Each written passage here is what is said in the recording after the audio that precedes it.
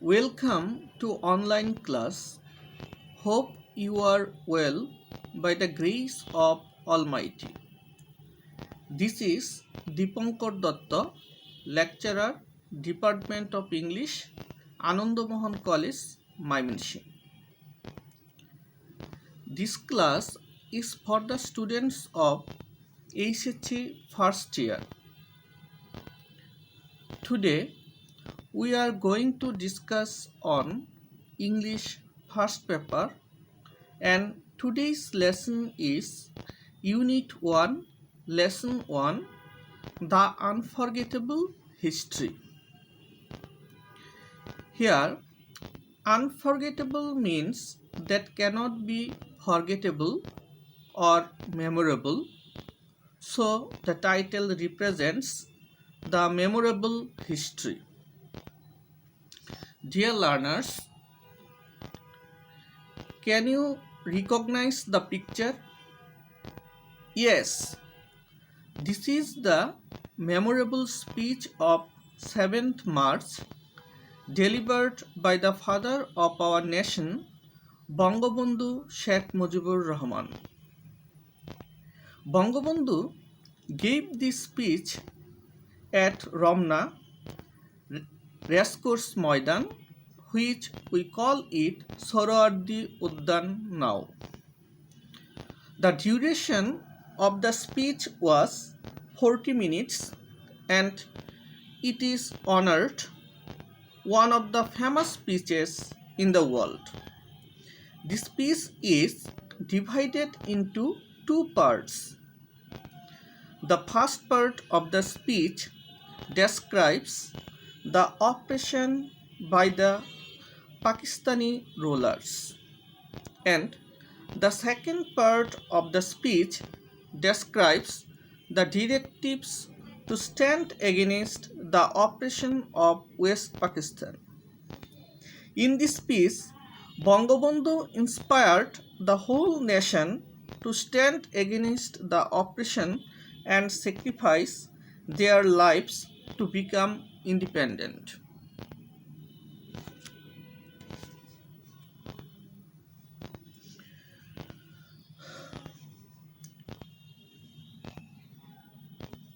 Dear learners, as it is a speech delivered in Bengali, if we interpret it in literal meaning, it can be different from its main tone. So, we will try to interpret it thematically. And for your understanding, I will use Bengali sometimes.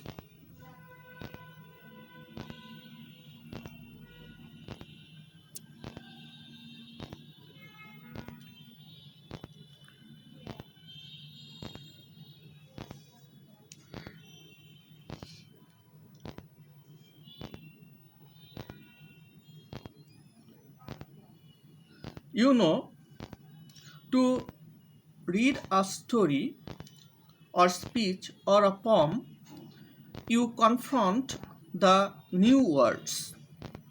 Whenever you confront the new words, you look up the dictionary because the meaning is very important to understand the story or a speech or a poem, etc.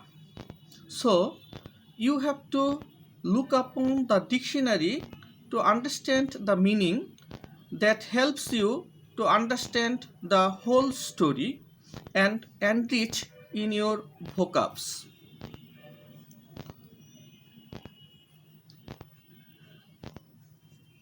In this speech, we will find some new words.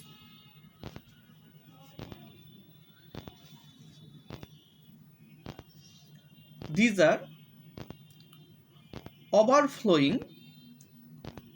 Overflowing অর্থ হচ্ছে উপচে পড়া এবং এর synonym হচ্ছে brimming অথবা soaring, আর antonym হচ্ছে Anfield অথবা ভ্যাকেন্ট। দেন গ্রিপ। গ্রিপ অর্থ হচ্ছে প্রচণ্ড দুঃখ বা কষ্ট। এর সিনোনিম হচ্ছে অ্যাঙ্গুইশ অথবা পেইন। আর অ্যান্টোনিম হচ্ছে প্লেজার অথবা জয়। দেন ইম্পোর্ট। ইম্পোর্ট অর্থ হচ্ছে গুরুত্ব। এর সিনোনিম হচ্ছে সিগনিফিক্যান্স অথবা সিরিয়াসনেস। অ্যান্টোনিম হচ্ছে triviality or frivolity. Cop with Bangla meaning হচ্ছে সাফল্যের সাথে পেরে ওঠা। সিনোনিম হচ্ছে ডিল উইথ, হ্যান্ডেল। আর অ্যান্টোনিম হচ্ছে গিভ আপ অথবা রিট্রিট। এওয়াশ উইথ মানে ভাষা। সিনোনিম হচ্ছে ফ্লাডেড অথবা সফট। অ্যান্টোনিম হচ্ছে পারচিড অথবা ড্রাইড। অ্যাসেম্বলি বাংলা অর্থ হচ্ছে আইনসভা। সিনোনিম হচ্ছে লেজিসলেটিভ বডি। অ্যান্টোনিম হচ্ছে ডিভিশন অথবা ইন্ডিভিজুয়াল। কনস্টিটিউশন বাংলা অর্থ হচ্ছে সংবিধান। সিনোনিম হচ্ছে কোড অফ লস। অ্যান্টোনিম হচ্ছে ইনকনগ্রুইটি, টর্চার। বাংলা মিনিং হচ্ছে অত্যাচার। সিনোনিম হচ্ছে এগুনি অথবা অ্যাঙ্গুইশ। আর অ্যান্টোনিম হচ্ছে কমফোর্ট অথবা পিচ। ইনফ্লিক্ট অর্থ হচ্ছে হানা। সিনোনিম হচ্ছে ইম্পোজ অথবা অবলাইজ। অ্যান্টোনিম হচ্ছে কিপ অথবা হোল্ড। অ্যাগনি তীব্র যন্ত্রণা। সিনোনিম হচ্ছে পেইন অথবা টর্চার। অ্যান্টোনিম হচ্ছে জয় অথবা পিস। ক্রিমসন বাংলা অর্থ হচ্ছে টকটকে লাল। সিনোনিম হচ্ছে ব্লাডি। এনস্লেভ বাংলা অর্থ হচ্ছে কৃতদাস। সিনোনিম হচ্ছে এনস্লেভ অথবা বিচেইন। অ্যান্টোনিম হচ্ছে ফ্রি অথবা লিবারেট। লঞ্চ বাংলা অর্থ হচ্ছে আরম্ভ করা বা ঝাঁপিয়ে পড়া। সিনোনিম হচ্ছে স্টার্ট অথবা কমেন্স। আর অ্যান্টোনিম হচ্ছে স্টপ অথবা hold.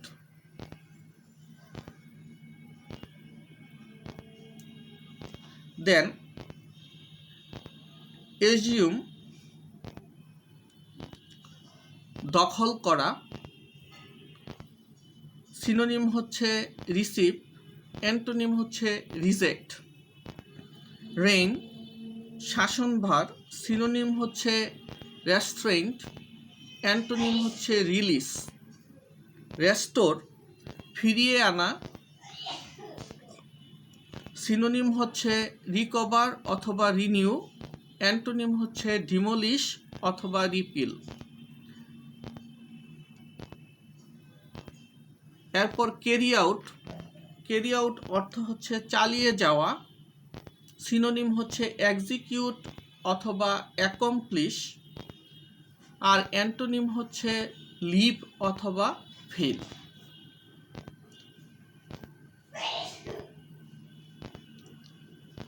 Let's move to the next slide.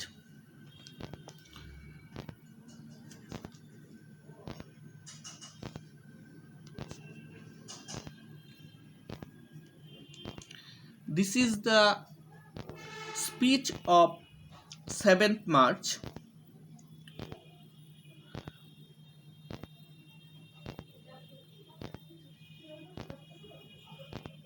My brothers, I stand before you today with a heart overflowing with grief.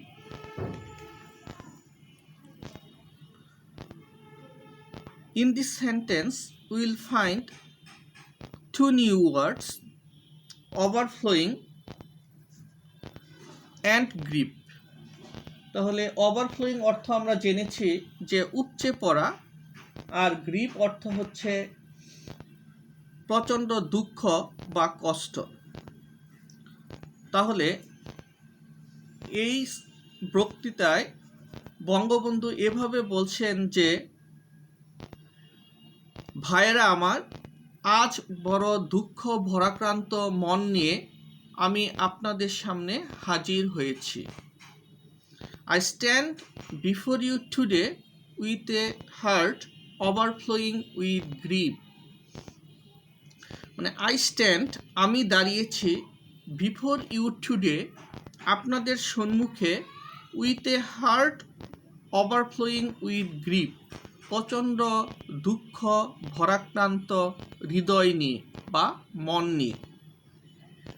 You are fully aware of the events that are going on and understand their import. এর শাব্দিক অর্থ হচ্ছে, আপনারা সম্পূর্ণরূপে এই ঘটনাগুলো সম্পর্কে অবগত আছেন যা ঘটছে এবং এর গুরুত্ব কি বুঝেন। আর বঙ্গবন্ধু বলেছেন এভাবে, আপনারা সবই জানেন এবং সবই বুঝেন। We have been trying to do our best to cope with the situation. আমরা চেষ্টা করেছি সকল কিছুর সাথে মোকাবেলা করার জন্যে। And yet unfortunately, কিন্তু দুর্ভাগ্যবশত, the street of Dhaka,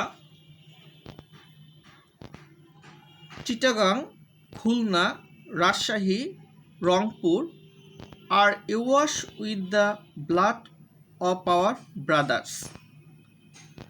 In this sentence, the new words is awash with. awash with অর্থ হচ্ছে ভাষা। তাহলে এই সেন্টেন্সের অর্থ হচ্ছে, কিন্তু দুঃখের বিষয়, আজ ঢাকা, চট্টগ্রাম, রাজশাহী, রংপুরে আমার ভাইয়ের রক্তে রাজপথ রঞ্জিত হয়েছে। The people of Bengal now want to be free. The people of Bengal now want to live. The people of Bengal now want to their rights. এর অর্থ হচ্ছে, আজ বাংলার মানুষ মুক্তি চায়, বাংলার মানুষ বাঁচতে চায়, বাংলার মানুষ তার অধিকার চায়। আমাদের প্রিয় নেতা বঙ্গবন্ধু শেখ মুজিবুর রহমান ঠিক এইভাবে এই কথাগুলো বলেছেন। এরপর সেকেন্ড প্যারাতে আমরা দেখি,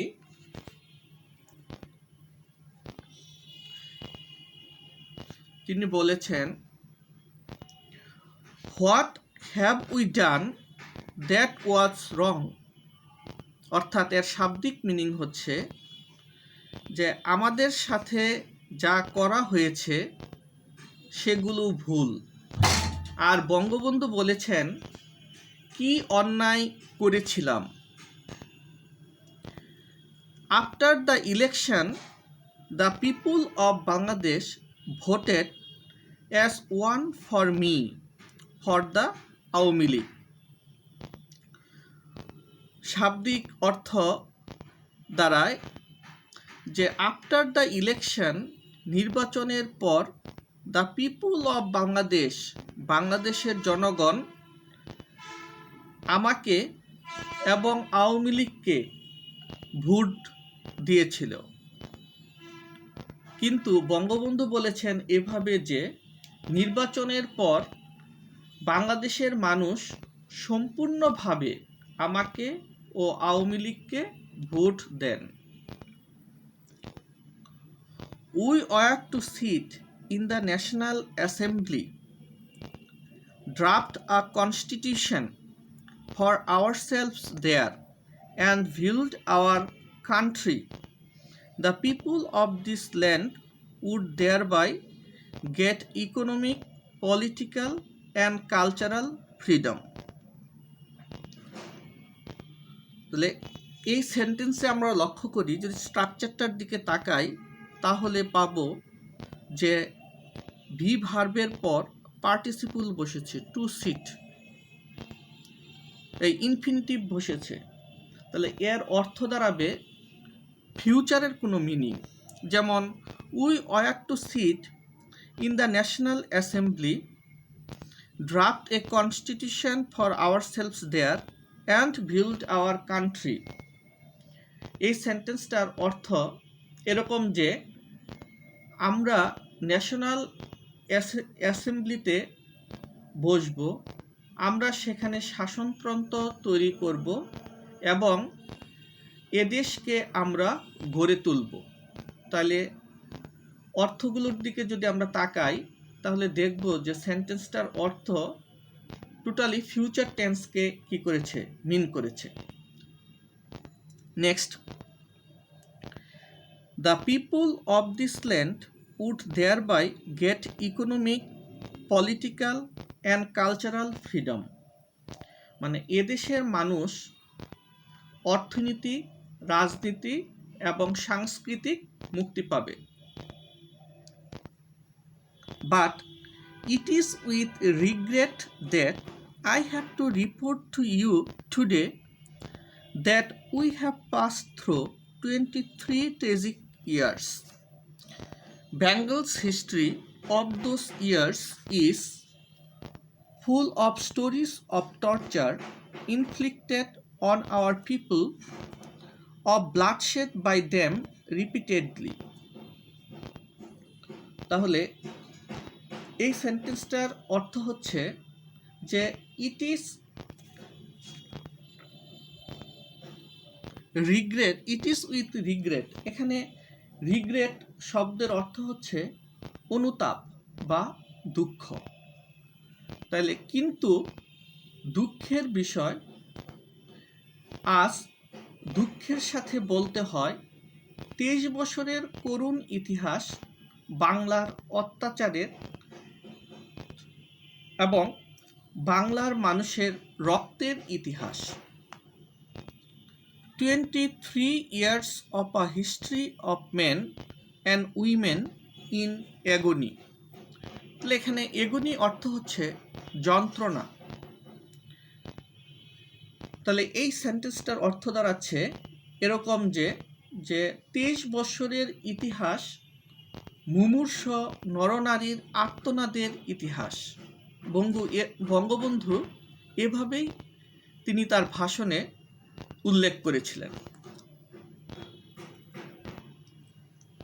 দেন the history of Bengal is the history of a people who have repeatedly made their highway crimsons with their blood.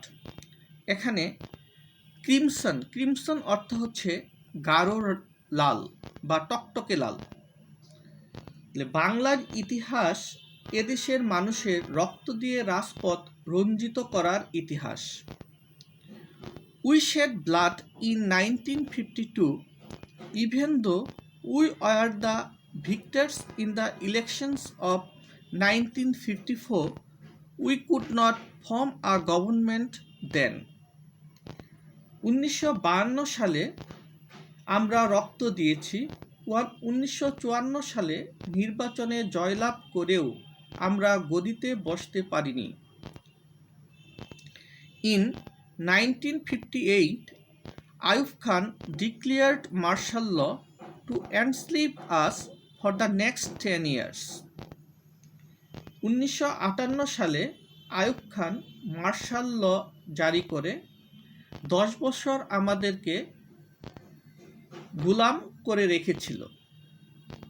In 1966, when we launched the 6-point movement, our voice were shot dead on 7th June.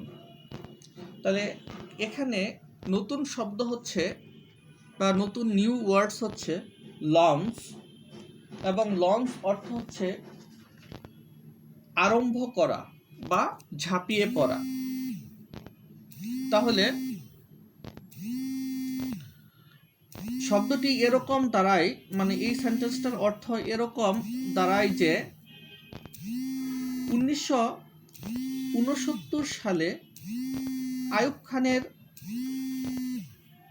পতনের পর যখন ইয়াহিয়া খান সরকার নিলেন, তিনি বললেন যে আমাদেরকে শাসনতন্ত্র দিবেন, আমাদেরকে মেনে নেবেন।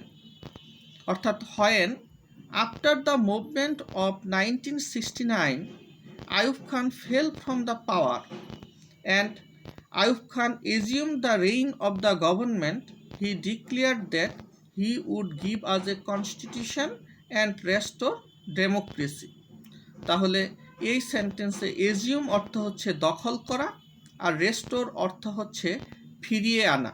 তাহলে সেন্টেন্সটুকুর শাব্দিক মিনিং করলে এইভাবে দাঁড়ায়, এরকম দাঁড়ায় যে 1969 সালে আন্দোলনে আইয়ুব খানের পতনের পর যখন ইয়াহিয়া খান সাহেব শাসনভার গ্রহণ করলেন, তিনি জনগণের উদ্দেশ্যে বললেন যে তিনি আমাদেরকে একটা গণতন্ত্র দিবেন এবং আমাদেরকে মেনে নেবেন।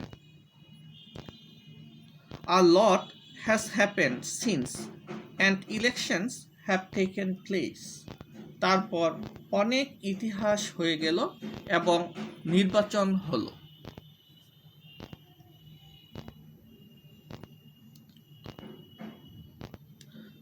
তাহলে প্রিয় শিক্ষার্থীরা, আমরা জানি যে বঙ্গবন্ধুর এই স্পিচটা, যেটা ইংলিশ ট্রান্সলেশন আমাদের ইউনিট 1 লেসন 1-এ দেওয়া আছে, এই স্পিচটা প্রায় 126 লাইনের একটা স্পিচ, যেটা তিনি রেসকোর্স ময়দানে প্রায় 40 মিনিট সময় যাবৎ দিয়েছিলেন একটানা। এটি একটি মানে সবচেয়ে ঐতিহাসিক স্পিচ, এবং এই স্পিচটা শুনলে, যে কেউ শুনলে তার শরীরের বিশেষ করে যে লোমগুলো, সে যদি মন দিয়ে অনুধাবন করে যে আমাদের প্রিয় নেতা বঙ্গবন্ধু শেখ মুজিবুর রহমান কিভাবে জাতিকে ঐক্যবদ্ধ করেছিলেন শাসক গোষ্ঠীর বিরুদ্ধে, তার এই বক্তৃতাটা শুনলে, এই স্পিচটা শুনলে যে কেউরই শরীরের লোমগুলো দাঁড়িয়ে যাবে। যাই হোক, আমরা আমাদের এই ক্লাসে বা এই লেকচারে তার স্পিচের ফার্স্ট পার্টের, অর্থাৎ বিগিনিং থেকে, ফার্স্ট লাইন থেকে 24 লাইনস পর্যন্ত যে লিটারাল মিনিংটা হয় এবং তিনি যেভাবে থিমেটিক্যালি কথাগুলো বলেছিলেন, এগুলো আমি তোমাদের সামনে উপস্থাপন করার চেষ্টা করলাম। এরপর তোমরা নিজেরা একটু বাসায় টেক্সট বইটা খুলে বইটার স্পিচটা পড়ে তার মিনিংটা বোঝার চেষ্টা করবে, এবং বিশেষ করে তোমরা যে জিনিসটা পাবা সেটা হচ্ছে যে আমাদের এই টেক্সট বইয়ে যে স্পিচটা দেওয়া আছে এবং উইকিপিডিয়াতে যেভাবে ট্রান্সলেশন করা আছে খানিকটা ভিন্ন। আসলে ট্রান্সলেশন করতে গেলে তো একটু ডিফারেন্ট হয়ই, ঠিক আছে, এক একজনের ট্রান্সলেশন এক এক ধরনের। তো তোমরা স্পিচটা দেখবা এবং সাথে সাথে এর বাংলা স্পিচটাও তোমরা দেখতে পারো, যা তোমাদেরকে এই ইংলিশ স্পিচটা, অর্থাৎ বাংলা স্পিচের যে ট্রান্সলেশন, যে ইংলিশ স্পিচ, সেটা বুঝতে তোমাদেরকে সাহায্য করবে। তো এরপর আমরা নেক্সট স্লাইডে যাই। তো in this slide will find questions. Actually this questions is like a flowchart, এবং এটা টেক্সটের, আমাদের টেক্সটের মেইন বইয়ের 5 নম্বর কোশ্চেনে যেটা দেওয়া আছে, যে read the speech again, the speeches has references to some years and dates in our history and find out their historical importance and complete the flowchart ending with 25th March 1971. আমি এটা এই জন্য তোমাদেরকে এই স্লাইডে মানে দিয়েছি, কারণ হচ্ছে যে এটা একটা ফ্লোচার্ট কোশ্চেনটা তোমাদের জন্য নিউ, এবং আমরা যতটুকু টেক্সট পড়েছি এই টেক্সটের মধ্যে লাস্টের যে প্যারাটা আজকে পড়েছি ওই প্যারাটা খুবই গুরুত্বপূর্ণ, কারণ এখানে বাঙালি জাতির বিভিন্ন যে ইতিহাস এর ধারাবাহিক বর্ণনা ওই স্পিচের মধ্যে রয়েছে। তাই বিষয়টা তোমাদেরকে আবারও অনুধাবন করার জন্য এবং ফ্লোচার্টটা সাধারণত কিভাবে আসে এবং কিভাবে অ্যান্সার করতে হয় সেটা বোঝানোর জন্য আমি তোমাদেরকে এই স্লাইডে এই কোশ্চেনটা দিয়েছি। তোমরা কিছুটা হলেও ধারণা পারবা। পরে আমরা আরেকটা ক্লাসে বিস্তারিত মানে আলোচনা করব যে কিভাবে একটা সুন্দর করে একটা ফ্লোচার্ট কমপ্লিট করতে হয়। তো আমরা দেখি এখানে আমাদের টেক্সট বইয়ে কোশ্চেনে যেভাবে দেওয়া আছে যে প্রত্যেকটা বক্সের মাঝখানে এক একটা সাল দেওয়া আছে, এক একটা ইয়ার্স উল্লেখ করা আছে।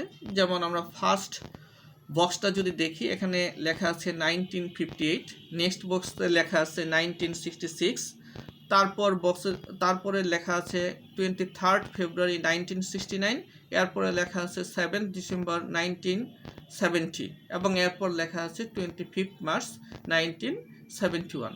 তাহলে এই সকল ডেট এবং সালে মানে বাঙালির জাতির ইতিহাসে কিছু কিছু গুরুত্বপূর্ণ ঘটনা ঘটেছে, সেই গুরুত্বপূর্ণ ঘটনাটাই এই বক্সগুলোর মধ্যে লিখতে বলছে। কারণ এখানে বলা আছে যে ওই স্পিচটা পড়তে বলছে, রিড দ্য স্পিচ এগেইন, মানে পুনরায় তুমি কি করো স্পিচটা পড়ো। The speeches has references to some years and dates in our history. এই বক্তৃতার মাঝে কি কিছু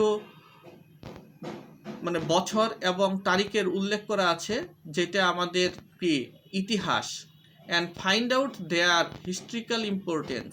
এই যে ইতিহাস এগুলোর ঐতিহাসিক গুরুত্ব তুমি কি করো খুঁজে বের করো, অ্যান্ড কমপ্লিট দ্য ফ্লোচার্ট, এবং ফ্লোচার্টটা যেভাবে উল্লেখ করা আছে সেটা কি করো তুমি সম্পন্ন করো। Ending win 25th March 1971। ওই 25th March 1971-এ যে তার যে হিস্ট্রিক্যাল ইম্পর্টেন্স ঠিক এই পর্যন্ত ধারাবাহিকভাবে তুমি কমপ্লিট করো। তোমরা একটু চেষ্টা করো যে আসলে থার্ড প্যাসেজটা পড়ে, থার্ড প্যাসেজে এগুলো সব দেওয়া আছে যে এই সালে কি কি ঘটেছে, তার হিস্ট্রিক্যাল ইম্পর্টেন্সটা কি। এরপর আমরা মিলিয়ে দেখতেছি আসলে যে 1951-এ কি হয়েছিল, 1966-এ কি হয়েছিল, 1971-এ কি হয়েছিল। কি তোমরা কি চেষ্টা করেছ? আচ্ছা ঠিক আছে, আমরা দেখি আমাদের এই অ্যান্সারগুলো কি করতে হবে, বক্সের মাঝখানে লিখতে হবে এবং প্রত্যেকটা বক্স কি করতে লিখতে হবে পাশাপাশি। যদি পাশাপাশি না হয় তাহলে আমরা নিচে নিচে লিখব। তাহলে দেখি অ্যান্সারগুলো একটু মিলিয়ে। আসলে 1958 এখানে যে ইয়ারটার হিস্ট্রিক্যাল ইম্পর্টেন্স সেটা হচ্ছে martial law declared by Ayub Khan. Then 1966 এর ইম্পর্টেন্স হচ্ছে যে 6 point movement announced by Bangabandhu Sheikh Mujibur Rahman. এরপর হচ্ছে 23rd February 1969, এর গুরুত্ব হচ্ছে given Sheikh Mujibur Rahman the title Bangabandhu at a public rally in Dhaka. Then 7th December 1970 এর ইম্পর্টেন্স হচ্ছে holding of general election of Pakistan and a landslide victory of Bangabandhu Yasmin Awami League in the election. Then 25th March 1971 এর historical importance হচ্ছে launching of Operation Searchlight by the Pakistani military at the end of night and started killing of innocent Bengalis. তাহলে প্রিয় শিক্ষার্থীরা বা dear students, এই ইয়ারগুলো লিখে তোমরা পাশে একটা হাইপেন দিয়ে এর যে হিস্ট্রিক্যাল ইম্পর্টেন্সটা সেটা first box, second box, third box এভাবে তোমরা 6 বক্স পর্যন্ত লিখে কমপ্লিট করবা। যদি এগুলো পাশাপাশি তুমি না লিখতে পারো তাহলে কি করবা, তুমি এগুলো নিচে নিচে লিখবা এবং বক্সগুলো করার সময় সবগুলো বক্স যেন তার লেন্থ এবং ওয়াইড ঠিক থাকে, তাহলে পরীক্ষার সময় তোমার অ্যান্সারটা দেখতে পরীক্ষক এর কি হবে, যে যিনি খাতাটা মূল্যায়ন করবেন তিনি মানে সুন্দরভাবে বা সুস্পষ্টভাবে তোমার অ্যান্সারটা বুঝতে পারবেন এবং তার বোধগম্য হবে। তখন তোমার দেখবা যে তোমার অ্যান্সারটা কি একটা ভালো মার্ক ক্যারি করে।